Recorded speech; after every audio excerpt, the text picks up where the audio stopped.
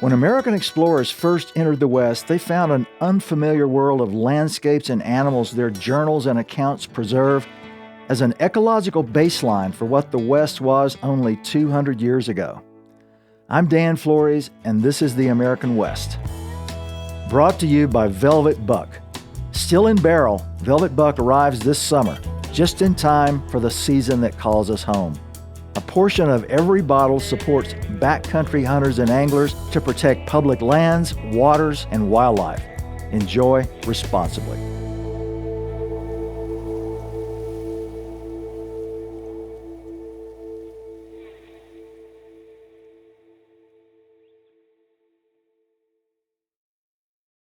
The wild new world of the American Serengeti.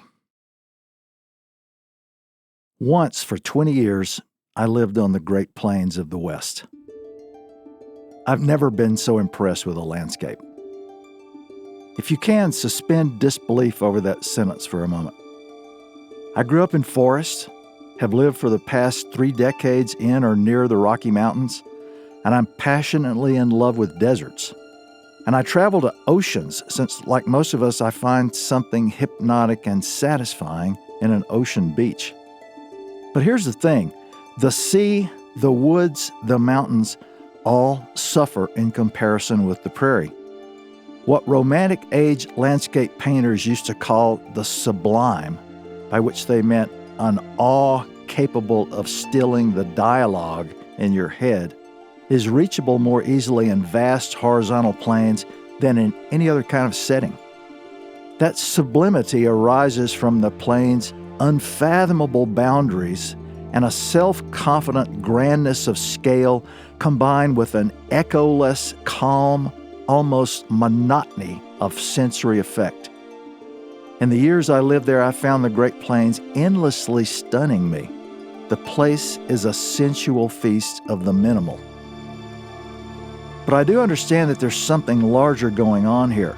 For at least the past 50,000 years, since we humans left Africa and began to explore the planet, taking the measure of one landscape after another, we seem to have been searching. This may be a simple impulse, for in the literature of exploration, the places that aroused our strongest passions always resembled our original African home. Yellow savannas speckled to the limits of our sight with herds and packs of wild animals. Think of the Masai Mara and the Serengeti as our templates, the sites of our earliest rememberings of whence we'd come. 200 years ago, except for East Africa itself, no part of the globe thrilled us in the same primeval way as the American plains. Today, the plains is a drought and dust-plagued habitat of big farm machinery and hog farms or fracking wells, often ignored or laughed about. Flyover country. But once it was not yet de-buffaloed, de-wolfed, degrassed. Then the Great Plains was one of the marvels of the world. With its amazing ecology of big charismatic animals, the plains enabled Americans and Europeans of all backgrounds to experience home base one last time. Because of that, the plains once was a destination for adventurers, for scientists, and for literary types from around the globe. Out on these vast horizontal yellow sweeps, in the midst of grassland bison herds and packs of various kinds of wolves and flapping, hooting, scavenging birds, was where American and European scientific and literary travelers, rediscovering their home base, recorded our first impressions of the American West.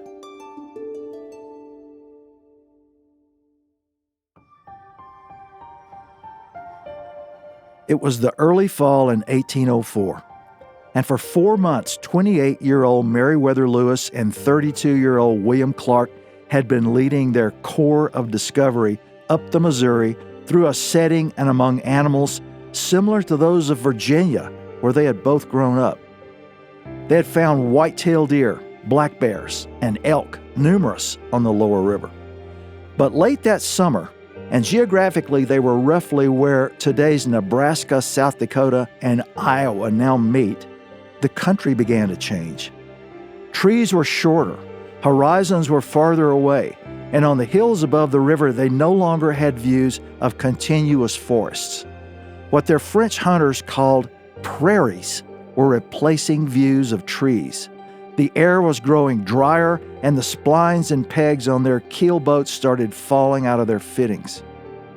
In the next 3 weeks, Lewis and Clark passed into the American version of Asia, from which so many of the West's animals had come, or Africa, whose plains these horizontal grasslands resembled.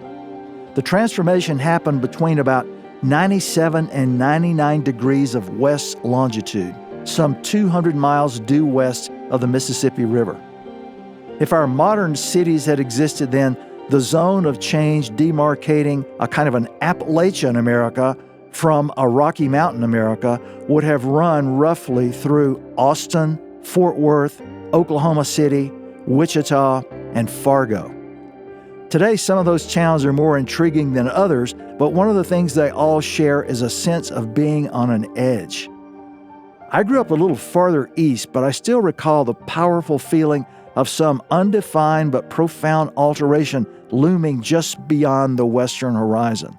The feeling was always there, and it excited me enough that as soon as I could drive a car, I at once went west to see. Lewis and Clark got to experience the change entire. Instructed by Jefferson to seek out any and all new life forms, on August the 23rd, the party killed and dined on the first bison most of them had ever seen. By September the 7th, they were among their first prairie dogs, colony squirrels that made nests in burrows in the ground rather than in trees. A week later, there was an even more remarkable encounter, what they called a buck goat of this country, more like the antelope or gazella of Africa than any other species of goat. The pronghorn was one of America's original contributions to evolution, the striped thoroughbred of the West. 3 days later, the explorers encountered a curious kind of a deer of a dark gray color, the ears large and long and with a strange pogo stick gait. They'd seen a mule deer, familiar to Spanish settlers in New Mexico and California, but unlike any deer seen by Americans from east of the Big River. This came on the same day they saw a remarkable bird of the species of corvus. It was their first sighting of a black-billed magpie. A beautiful thing, Clark wrote. The day after that, in the vicinity of present-day Chamberlain, South Dakota, the explorers encountered another American original. All that September, they'd been seeing what they assumed was some new kind of fox. And on the 18th, William Clark finally shot one. The sleek canid was no fox, though, but it wasn't the eastern wolf the Americans knew either. They decided to call it a prairie wolf. Decades later, naturalists would discover that this was the same animal many native people and Spanish settlers knew as the coyote, the avatar of the Western Indian deity Coyote, and another special contribution from North American evolution. Lewis and Clark had passed through the portal into North America's version of the Serengeti. That analog isn't specious either. Despite Jefferson's hopes, mastodons, mammoths, and camels no longer roamed the West, but its historic bestiary preserved poetry and spectacle, with thronging masses of bison playing a role similar to that of East Africa's migrating wildebeests, pronghorns resembling nothing less than antelopes or gazelles, gray wolves filling the niche of wild dogs in Africa, coyotes doing an almost exact impression of jackals, and an ancient American animal that was now fast returning, escaped wild horses functioning like zebra herds. Africa had retained its lions and its elephants, of course, and its hyenas and cheetahs, while America had not. But America's Serengeti had another king of beasts, the grizzly bear. As Lewis and Clark were about to discover, this formidable bear played a lion-like, almost a godlike role in the West. The open country was filled with a cacophony of sound. Prairie dog towns loaded the aural space with chirruping and trilling. Red-tailed hawks screamed overhead. Bull elk with racks heavy enough to affect how they moved whistled haunting challenges. Bison muttered and bellowed with a sound that resembled faraway continuous thunder. Coyotes yipped and wolves howled the continent's original national anthem morning and evening and throughout the nights. And grizzly bears, well, grizzly bears had a repertoire of sounds, some hair-raising beyond all experience. These Americans hadn't heard them yet. When they did, they would never forget. They got their first intimation they were in grizzly country on October the 7th of 1804 when they saw bear tracks 3 times the size of their footprints. But the fascinating animal of the moment, in part because it was so unprecedented, was the pronghorn. It struck them as an almost inexplicable creature. Having already shot a buck and now hoping to collect a female for science, Lewis stalked a harem of 7 only to have them whirl away and disappear. In another few minutes, he saw the same band 3 miles distant. I had this day an opportunity of witnessing the agility and superior fleetness of this animal, which was to me really astonishing, he wrote in his journal. When I beheld the rapidity of their flight along the ridge before me, it appeared rather the rapid flight of birds than the motions of quadrupeds. The Americans had no way of knowing that in pronghorns they were seeing one of the best extant expressions of deep continental evolution. When Meriwether Lewis stood amazed at pronghorn speed, their predators were gray wolves and coyotes, neither of which can run much more than 40 miles an hour. Yet with their light bones, broad nostrils, and windpipes delivering turbocharged oxygen to outsized lungs and hearts, 120-pound buck pronghorns can top 55 miles an hour, and slider does can hit 65 to 70. Female pronghorns, Lewis and Clark ultimately discovered, consistently bore twin fawns. But why? In the manner of gazelles in Africa, pronghorns formed herds that crowded younger animals to the outside. But again, why would they do that? Pronghorns possess gigantic eyes, as if they were searching for danger at some great distance. The American naturalists were dazzled, but endlessly puzzled at these antelope goats. On October the 20th, a week shy of the Mandan villages where they planned to spend the winter, and in the midst of what they said were great numbers of buffalo, elk, deer, and goats, the Americans got their first look at a white bear, by which they meant a grizzly. In a premonition of the relationship they would soon forge with grizzlies, they shot it. But the bear seemed to shrug off the hit and escaped. That winter of 1804-5, they heard many grizzly stories from their Mandan hosts, whose awe of and respect for the giant bears actually had the Americans snickering in private. Heading up the Missouri in the spring of 1805, the Americans got their first sense of grizzly natural history in what is now North Dakota, about halfway between today's Minot and Williston. Notice, first, that these cities are far out on the Great Plains, which in fact was a primary grizzly range in the West. The party found drowned bison washed up on the riverbanks, as well as many tracks of the white bear of enormous size, as they put it. They were seeing proof that grizzlies scavenged buffalo casualties. Over the next 2 weeks, as the expedition pushed upriver towards the present Montana border, bear tracks in the river mud increased, but the only bears they glimpse, as they put it, are at a great distance and generally running from us. The Indian account of them does not correspond with our experience so far, Lewis confided to his journal. That was about to change. On the morning of April the 29th, walking along the shore, Lewis encountered 2 grizzlies and shot both of them. One escaped, but the other, a young male, at once came after the explorer, pursuing Lewis until more shots downed him. This young animal was the first grizzly bear Lewis was able to examine close up. The legs of this bear are somewhat longer than those of the black, as are its talons and tusks, incomparably larger and longer. Its color is yellowish-brown, the eyes small, black, and piercing. The fur is finger thicker and deeper than that of the black bear. While he contended that it is a much more ferocious and formidable animal and will frequently pursue the hunter when wounded, Lewis also concluded that against their heavy rifles, grizzlies were by no means as formidable or dangerous as they have been presented. That was a foolhardy arrogance about American technology. And a few days later, on May the 5th, an encounter with a fully grown bear would sow the first seeds of doubt. This time they came up against a most tremendous-looking animal, and extremely hard to kill, notwithstanding he had 5 balls through his lungs and 5 others in various parts. They also began to perceive the individuality of grizzly personalities. This bear did not attack, but instead made the most tremendous roaring from the moment he was shot, then swam to a sandbar and took 20 minutes to die. Doing a kind of field autopsy, Lewis found the bear's heart to be the size of that of a large ox.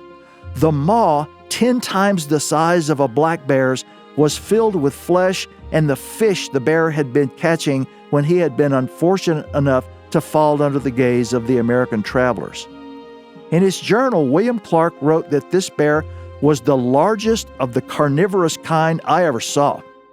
Around the campfire that night, several members of the party decided their curiosity about grizzly bears is pretty well satisfied. But this was a group of men straight out of the colonial experience. They were used to shooting virtually every animal they saw. With grizzlies, in almost every case, they were firing on an unsuspecting animal minding its own business. Unless they're guarding a carcass, surprised at close range, or are females protecting their young, grizzly bears don't normally charge people. But they don't react well to being attacked. As this rodeo repeated again and again, the bears increasingly assumed the role in the Explorer's Journal accounts of monsters. In Lewis's almost classic line, "These bear being so hard to die rather intimidates us all." And there was an obvious solution to that. He could have just told his men to stop shooting every grizzly they encountered. But of course, that was not the American way. I know what it's like to be charged by a grizzly bear. In 20 years of living in Montana with grizzly bears in the mountains, I never had a bad bear encounter. But I have had the experience of seeing a grizzly come on at full gallop, so I struggle to understand intentionally provoking a grizzly bear like some frat party dare by shooting it in the ribs with a muzzleloader. My own 30 or so seconds with a charging grizzly was in Alaska. Our group saw a grizzly up ahead climbing a riverbank. As we approached the spot, my companions and I were suddenly presented with the heart-stopping vision of a chestnut blonde grizzly launching at full speed directly at us. All the eye could register were detached details, rippling fur in the sunlight, tiny and focused eyes, glimpses of curved white fangs, and an irresistible onward motion closing the distance too fast to register. Then our guide loosed a piercing whistle that skidded the bear to a stop barely 60 feet away. Handsome, symmetrical face and upright ears scanning, the bear's black eyes suddenly locked. A split second, "What the fuck?" crossed his face, followed by a studied, almost nonchalant turn to his right, and then like a quarter horse under quirt, he was bounding and crashing through the dwarf willows as hard as he could run, away from us.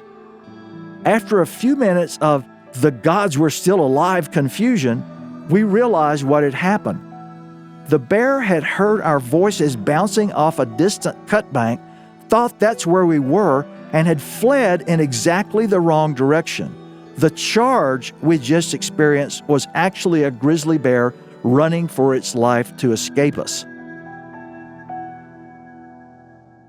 Meriwether Lewis didn't tell his men that science had been satisfied, though, so they just kept tempting fate.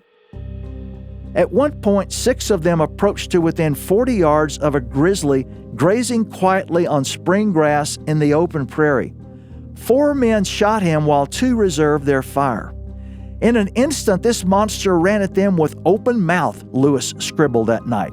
They finally perforated the bear with 8 balls, each hit only serving to direct the furious animal to the shooter, until several of them had to dive off a 20-foot cliff into the river. In a rage, the bear plunged off the bank right after them before finally expiring. The stories of these needless assaults on grizzly bears raised no eyebrows back east when the Lewis and Clark journals went into print, but they did manage to lay the blame on the bears, giving the grizzly its Linnaean name, Ursus horribilis. Lewis and Clark ended up encountering, usually confronting, 37 grizzly bears during the course of their expedition. By following rivers, they were conducting what field biology calls line transect sampling. Bear ecologists believe Lewis and Clark's experiences on the Missouri in 1804-1806 give us a good feel for how many grizzly bears were in the West when Americans first arrived. The Americans saw all their grizzlies in a 1,000-mile stretch in the high plains east of the main chain of the Rockies. They saw no grizzlies at all in the depths of the mountains or in the Pacific Northwest, and their line transect obviously missed grizzlies farther south, in California, for example, or in Colorado, the desert Southwest. Nonetheless, 37 bears in roughly 1,000 miles means they were seeing a bear roughly every 25 miles. As ecology infers population demographics, that translates to nearly 4 grizzly bears in every block of ground 10 miles by 10 miles. In the 1.5 million square miles of the grizzly bear's range in the lower 48, from California to the western edges of Texas, Oklahoma, Missouri, and Iowa, bear ecologists estimate that in the early 1800s, some 56,000 grizzly bears ranged across the West.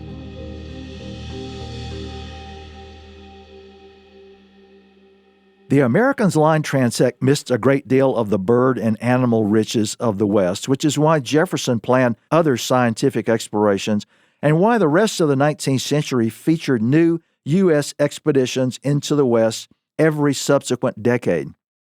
Though tragically depressive, Meriwether Lewis was a kind of self-taught American Humboldt, a brilliant field naturalist for whom evidence-based science appealed more than religion or supernatural explanations. So it wasn't just grizzly bears or pronghorns, coyotes or magpies the party introduced to the new scientific understanding of nature in the West. Among their many other discoveries were bighorn sheep. These animals bound from rock to rock and stand apparently in the most careless manner on the sides of precipices of many hundreds of feet. They are very shy and are quick of both scent and sight. The horns occupy the crown of the head almost entirely, is how they put it. They also saw plains gray wolves, the shepherds of the buffalo herds, they said. Black-tailed deer, a version of mule deer.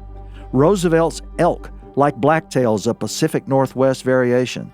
Mountain goats, white-tailed jackrabbits, swift foxes, western badgers, numerous species of ground squirrels. And beyond the mammals, all of these, cutthroat and steelhead trout, white sturgeon, 2 new species of rattlesnakes, horned toads.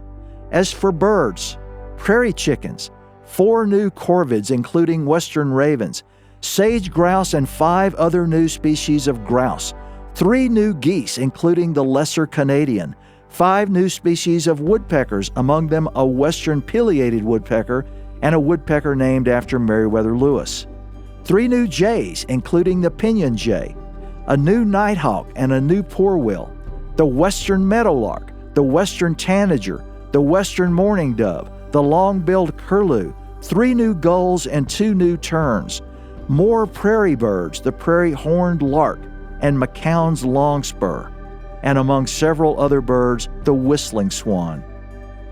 When they returned with their specimens and their voluminous notes, and despite their having seen wild horses fat as seals grazing the Columbian Gorge, all hoped that the West might hold living mastodons or camels faded.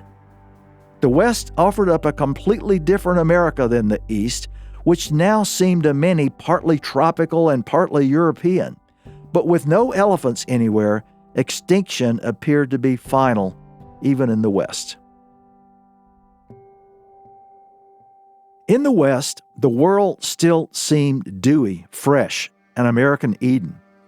The naturalists who went there were ecstatic.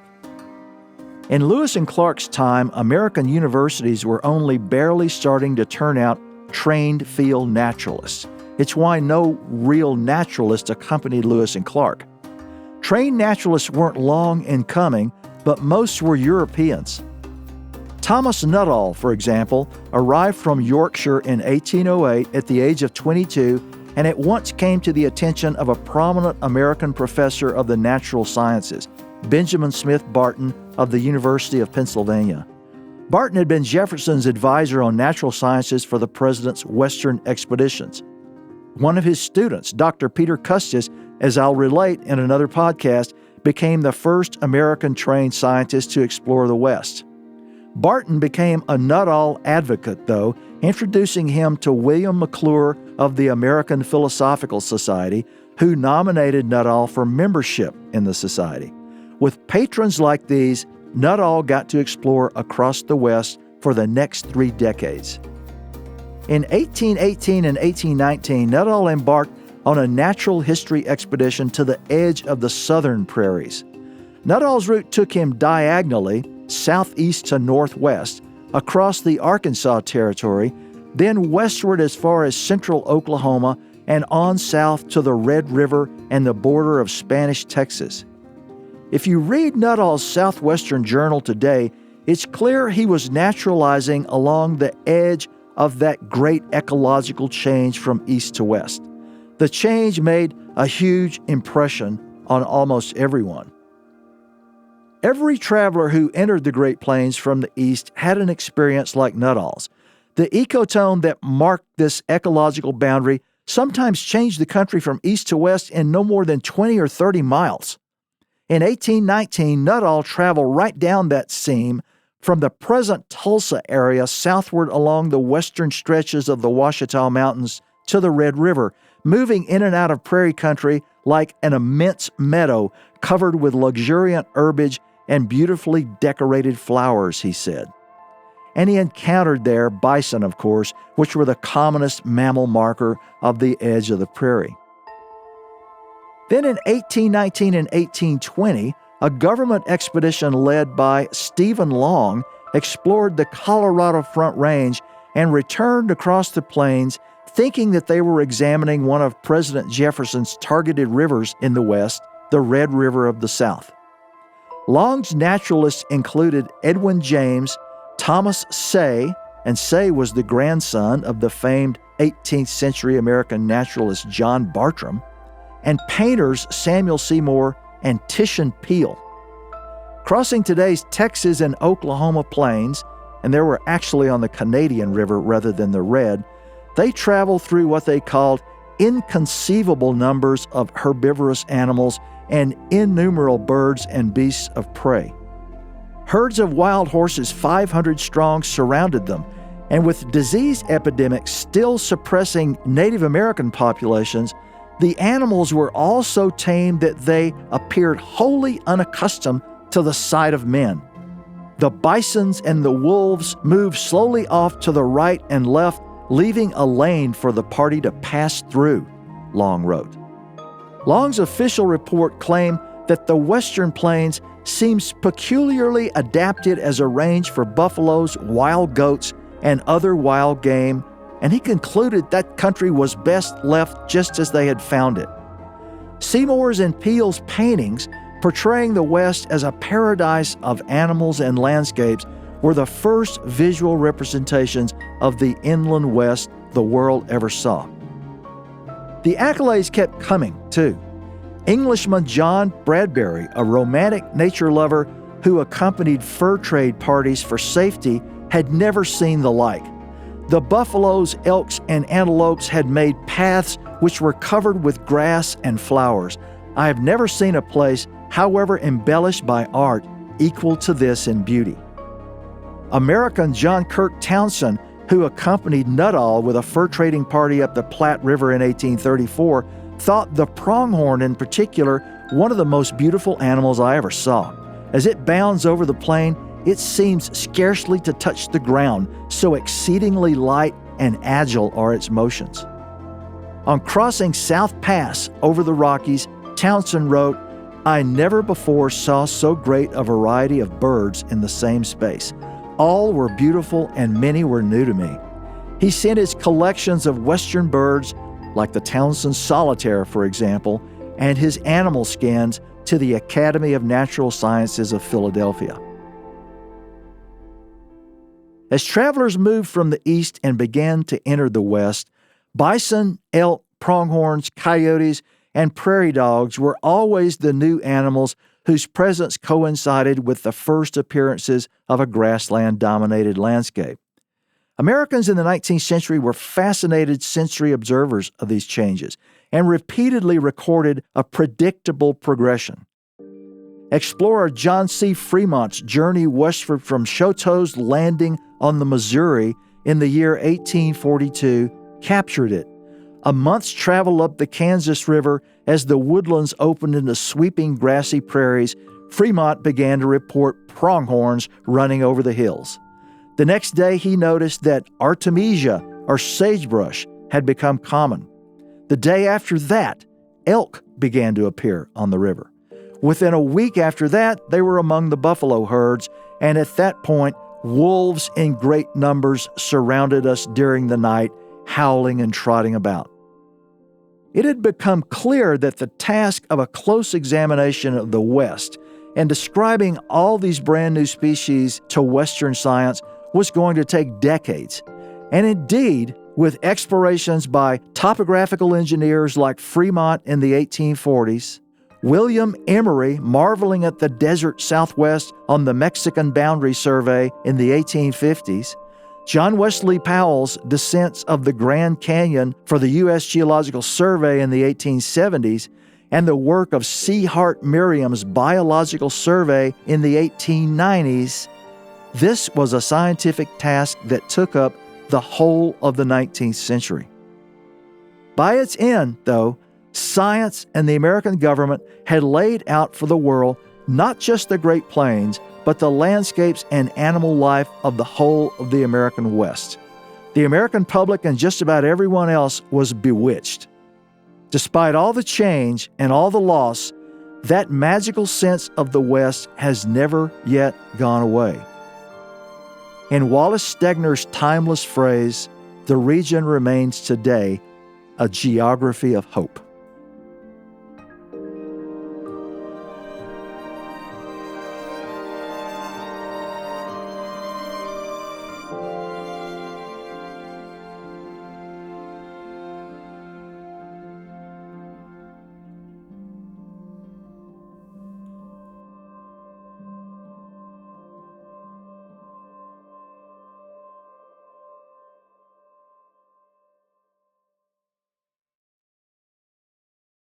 So in this episode, a lot of what you talk about is Euro-Americans crossing this ecological gradient in the continent.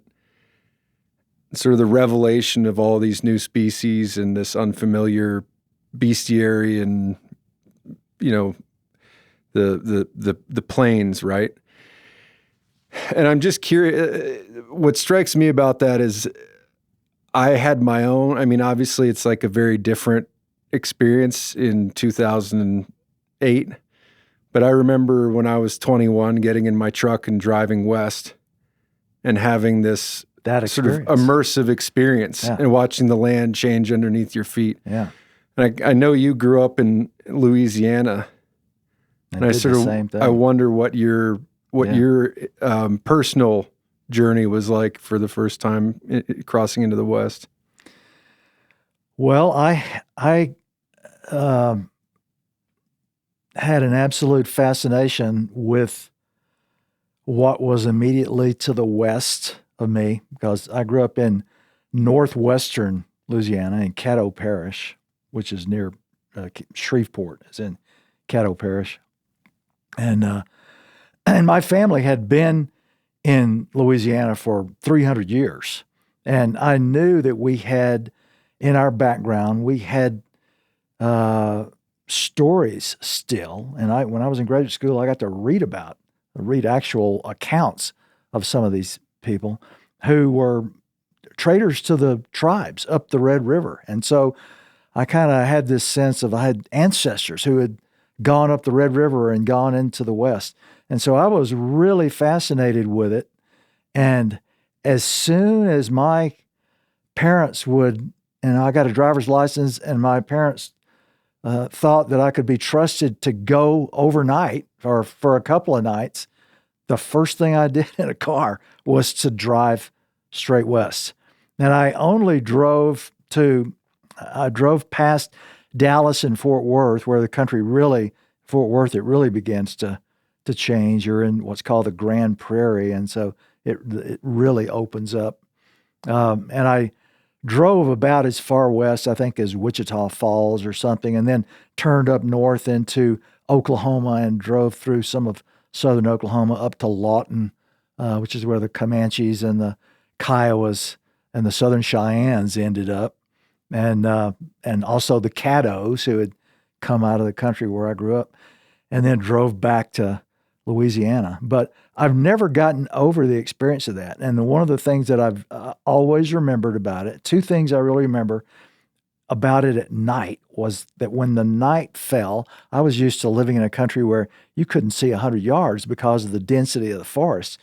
And when night fell, I began to see the lights of towns that appeared to be 20, 30 miles away. And I thought that was tremendously exciting.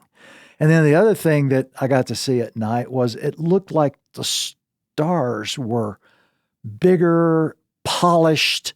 The night skies looked far more vibrant than I was ever used to in Louisiana. So in those ways, I mean, I didn't see many animals, and I was hoping to see pronghorns and prairie dogs, and I don't remember seeing very many animals, but I got at least to see that change, that ecological change. And I think that's been something magical for people coming out of the East for a long time. I think, the Spaniards coming up from, say, Mexico through the Chihuahuan Desert to Santa Fe or to California, they didn't experience that kind of transformation. But going from the East and entering the West for the first time, I think was really moving.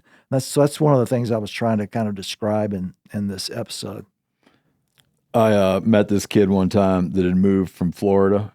He was living down by Fort Myers, Florida, and he moved to Bozeman, Montana, and he was telling me he didn't like it because it was such a big town.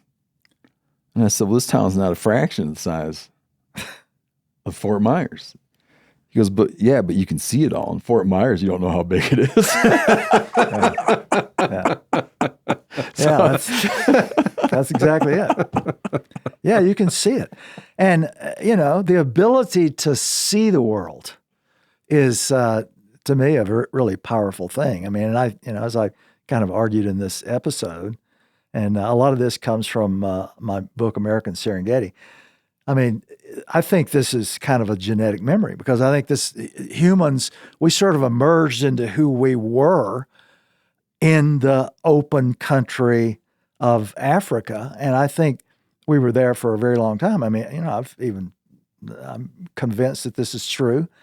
I've never really seen any scientific corroboration for it, but I think the reason everybody sets the thermostat at 72 degrees or somewhere around 72 degrees, whether you're in Edmonton or you're down in Mexico City, is because we come in a evolutionary sense from a place where that was what we evolved to.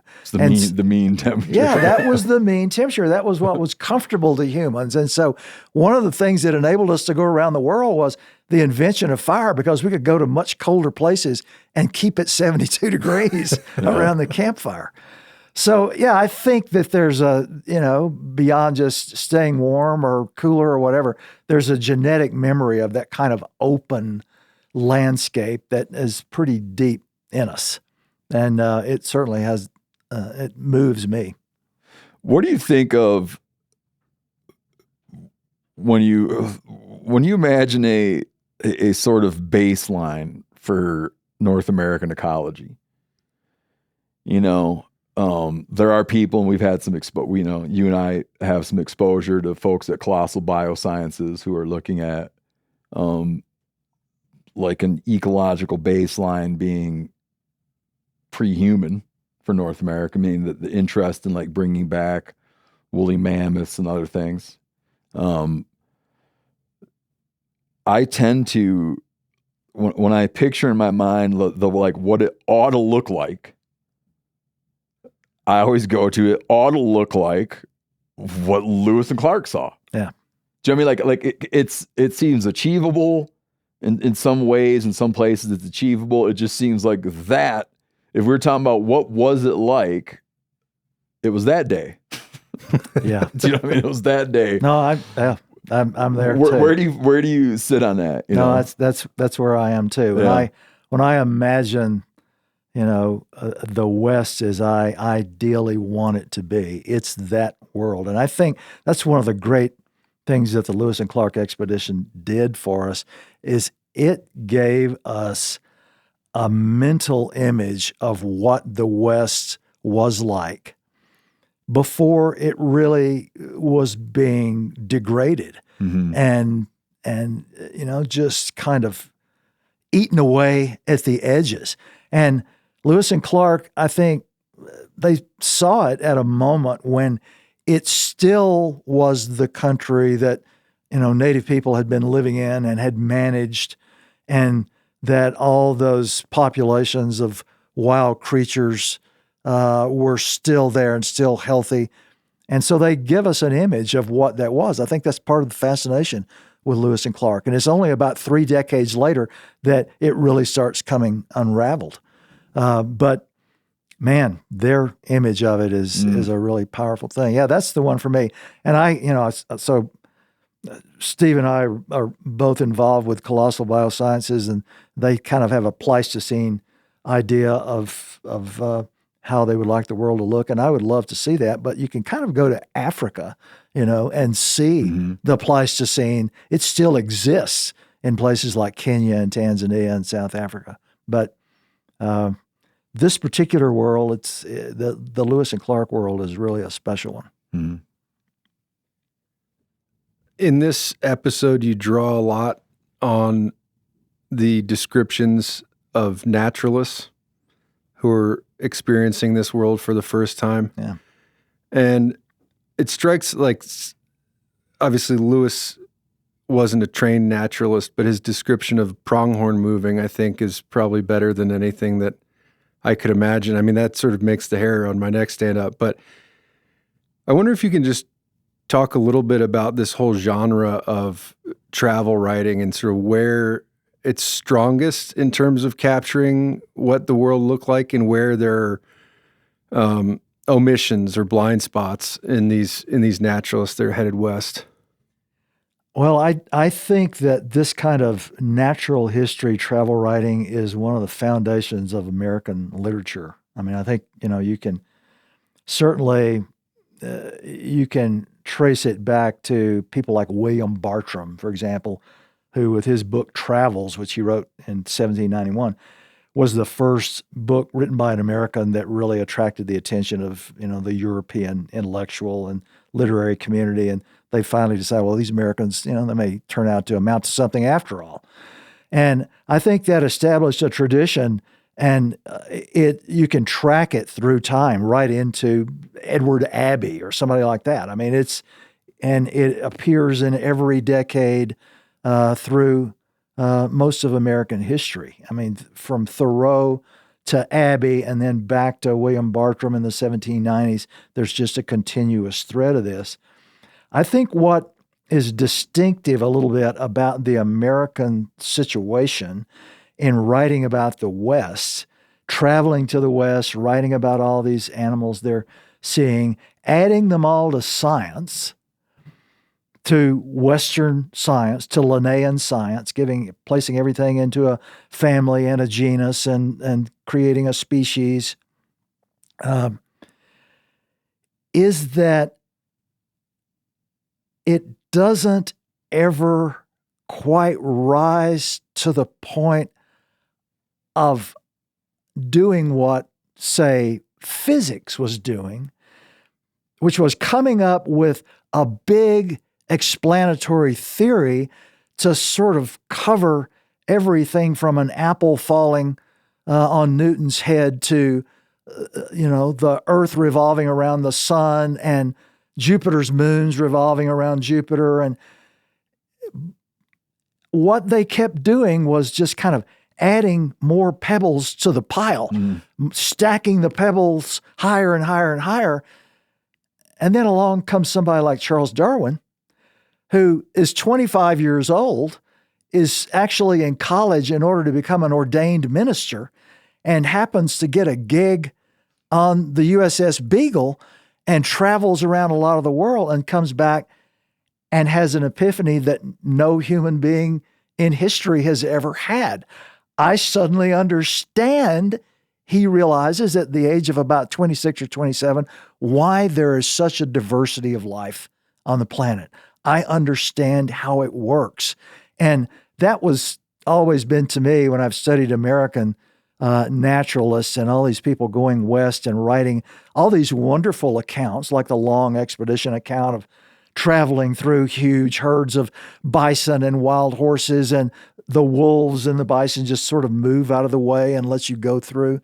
I mean, I love those descriptions, but none of the Americans ever got to the point of understanding the big picture.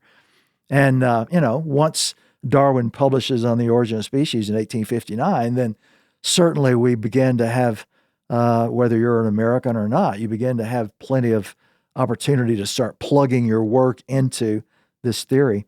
But it's so funny that he was that age, because he looks like he was born old. It's hard to picture Darwin. It's hard to picture him at 25. Yeah. Well, he does kind of, we always see him, as this scraggly haired old guy. And like the black wool, he looks like he was born ancient. But part of it is that he waits for 35 years before he ever writes the damn book. Yeah. And he knows this all through the 1820s, 1830s, 1840s. He knows how it all works. But he says, at one point he said, if I wrote about this, it would be like committing murder. And then of course, Wallace writes him a letter and says, I have sort of come up with something. I'm not sure what to call it. Darwin had already resolved on the idea of natural selection. I'm not sure what to call it, but it looks like to me, this is how nature works. And that's when Darwin decided, okay, I've got to publish. I can't keep sitting on this. In your episode, you talk about Lewis and Clark coming out and just they can't help it themselves, but try to mix it up with grizzlies. They can't help it. Like they see it and they're like, we're just going to have to go over and shoot it. There was a Nez Perce man named Yellow Wolf. I told you I was going to ask you about Yellow Wolf. There's a Nez Perce man named Yellow Wolf who, after the Nez Perce War in 1877, he goes into Canada with Sitting Bull. They go in, I don't know what we'd call it. They're like, how would you describe when they go into Canada? Well, they're refugees. Yeah, they become refugees and trying to escape the U.S. military. Yeah. But some of these hundreds of people that are up there, young guys, kind of trickle back down just to go see what's going on, back where they used to live.